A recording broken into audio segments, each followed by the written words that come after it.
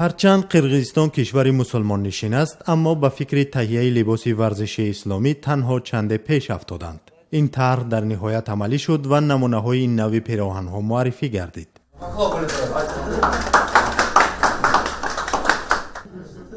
نمونه‌های لباس‌های ورزشی اسلامی که تحت برند قرقیزستان آماده شده است، از نگاه اول از پیراهن‌های ورزشی معمولی با درازیش فرق می‌کند. با گفته طراحان، این لباس قسمت بدن را که از چشم دیگران پنهان داشتن ضرور است می‌پوشاند. ما نیت داشتیم برای مسلمان ها، آنهایی که میخواهند لباس های اسلامی را با برنمایند، نمونه های را پیشنهاد کنیم تا آنها در جامعه احساس راحت داشته باشند. پس از مشاهده یک جزئیات غیرعادی و از جانب دیگر خیلی مهم آشکار شد و واقعا هم حیرت آور بود.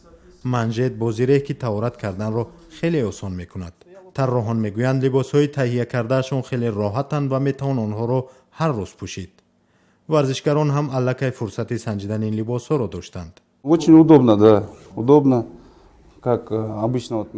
بسیار قولای است. با این لباس‌ها می شود در شهر نیز گشت و گذار کرد چون زمانوی است.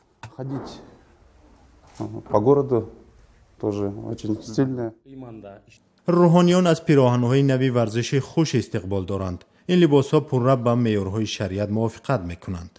از نگاه روحانیان قبای نو باید جوانان را به مشق کردن تحریک بدهد، زیرا در برخی از سوره‌های کتاب مقدس قرآن به ضرورت آب و تاب دادن بدن تاکید شده است. حضرت محمد همیشه جانبدار طرز حیات سالم بود. حتی در آن زمان هم مردم می‌دویدند و گوشتین می‌گرفتند. حالا طراحان تنها برای مردان لباس تهیه کردند، ولی در فکر زنان هم هستند. امروز چنین تمایل وجود دارد که زن و شوهر یک جفت لباس را میپوشند و با فرزندان یک جای سیر و گشت میکنند. ما حالا همین گونه ایده را داریم و طرح‌ها را میکشیم. با گفته استحصال کنندگان، پیراهن‌های ورزشی اسلامی از متای پخته و سینتتیکی بلند صفت آماده میشوند.